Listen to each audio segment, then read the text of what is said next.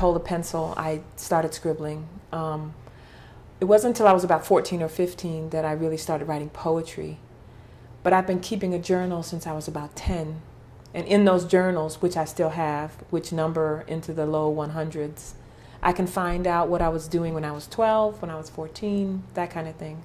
But my love for poetry started in the fifth or sixth grade, and I started trying to compose stanzas and things like that myself. Awful stuff, just terrible. There's this one that I consider my sort of first poem. I was on a bus. I'm from a small town in South Carolina, and I was composing my bus poem, and it is just awful stuff. But I love the process of writing a poem. I love the hand on the page, trying to hold one's imagination or one's thoughts compressed in some sort of shape. That's what I love about it. Because it was the 1960s when I started writing, and when you say that, you know what that means, and I said I was from the South, so there was a lot of upheaval. And my parents were involved in a lot of civil rights marches and fights in the time. I grew up in a town where the Carnegie Library, this beautiful building, was segregated. And I remember early on I would say, "Mom, why can't we go in there?"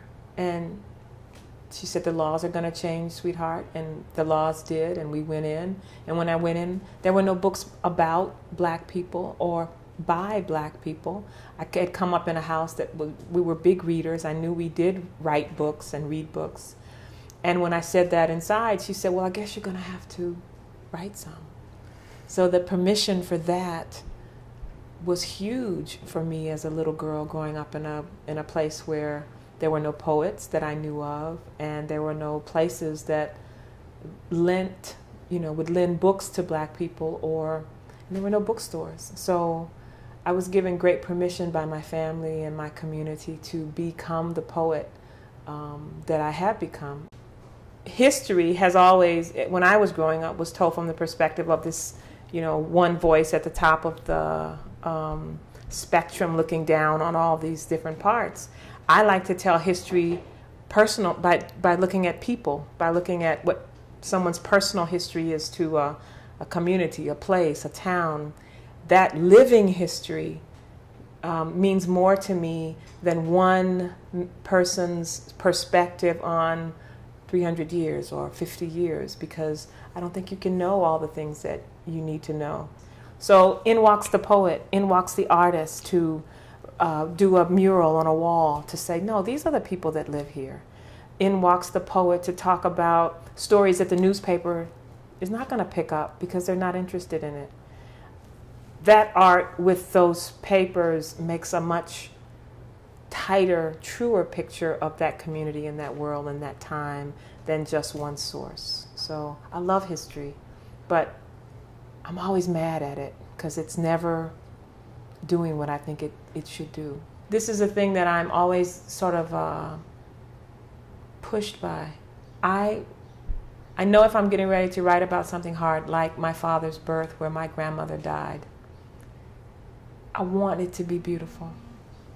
I don't want to, no one's going to read it if it's not beautiful. If I write and just give you the gory details, nobody's going to read it. So I've got to bring some music into that. I've got to bring some sensory things that are not about the horror. But I've got to leave the horror in, but I've also got to make you walk away with it, with some of it in you. Yes, these things are albatrosses around our necks until we turn them into something like body armor. Or now my family has the story of my father's birth. That's a jewel, no matter what happened, if I've done my work right. So art, again, be it visual art or film or poetry, painting, the process of taking history and tough things and bringing them through our imaginations and our hopefulness, makes the piece, makes the thing bearable and makes the thing beautiful in the same breath. It's honest. It's truth. Why would I write about other people and other things and not include myself? That seems that seems unfair, that seems like I'm gazing, you know, over the fence and in somebody else's yard and house and heart, and not doing some self observation that I need to do. I don't think that good poetry is spilling your heart or guts on the page and thinking anybody wants to read that. But I do think that what I've been through and what I go through is a part of the human arena. So if I can use that, I will. But I'm not proselytizing anything. I'm not trying to convince you to come to my side of the poem. But I do think that what I have been through and what I feel very deeply can be used in my work. But there is a balance you have to strike, and you have to know that. I think you know that by writing often.